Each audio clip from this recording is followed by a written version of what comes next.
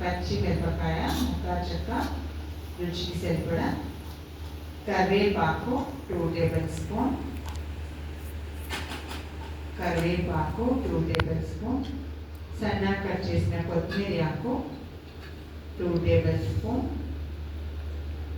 సన్నగా కట్ చేసిన కొత్తిమీర ఆకు 2 టేబుల్ స్పూన్, నిమ్మరసం 1 or 2 స్పూన్స్, నిమ్మరసం 1 or 2 స్పూన్స్.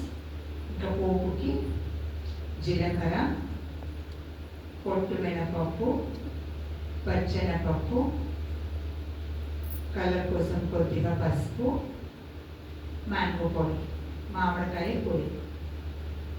జీలకర్ర, పొట్టు పండుమిరపకాయ ఉడికించుకున్నాము. పచ్చి స్మెల్ పోయాక వేయించిన పచ్చెనపప్పు, వేయించిన పల్లీలు, పచ్చి కొబ్బరి తొడి వేసేసి కలిపేసుకుంటున్నాము.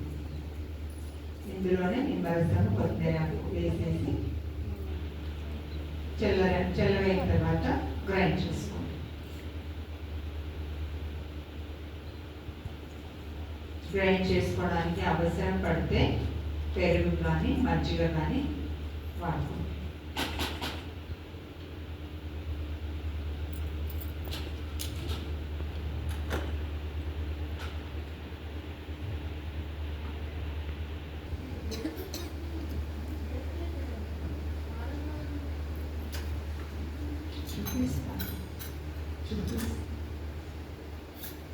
చేసే విధానం: బీరకాయ తెల్లపిండి కూర చేసే విధానం చూద్దాం. ముందు పోపు వేసుకుంటున్నాము. జీలకర్ర, కరివేపాకు,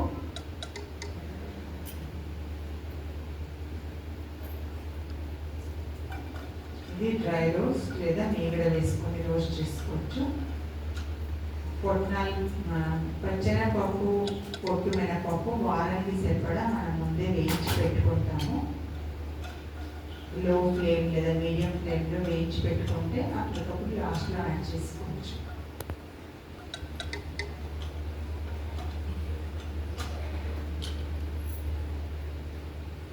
సో పచ్చెనపప్పు, పొట్టు మినపప్పు ఇవి రెండు రోస్ట్ చేసినవి, అందుకే లాస్ట్లో యాడ్ చేసుకుంటున్నాము.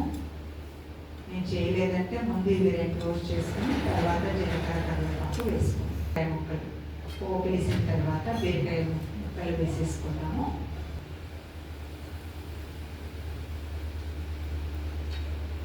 బీరకాయ త్వరగా ఉడుకుతుంది కాబట్టి మూత వేసి పెట్టేస్తే ఉడికిపోతుంది. అది ఉడికించారా? ఓకే. ప్యాన్ కేక్, దానికి కావాల్సిన ఇంగ్రీడియంట్స్: మల్టీగ్రెయిన్ పిండి లేదా గోధుమ పిండి 1/2 కప్. ప్యాన్ కేక్ అంటే మల్టీగ్రెయిన్ పిండి లేదా గోధుమ పిండి 1/2 కప్, తేనె 1/2 కప్. తీపి ఎక్కువ వద్దనుకుంటే కొద్దిగా తగ్గించుకోండి. పెరుగు 3 టేబుల్ స్పూన్,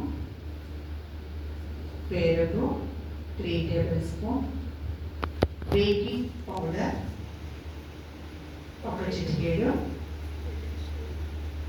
వంట సోడా ఇది కూడా 1 చిటికెడు, పాలు 1 కప్. ఇది పాలు చూసుకొని యాడ్ చేసుకోవాలి. Essence 1/2 cup. మన దాని మూతలు లేదా 2-3 డ్రాప్స్.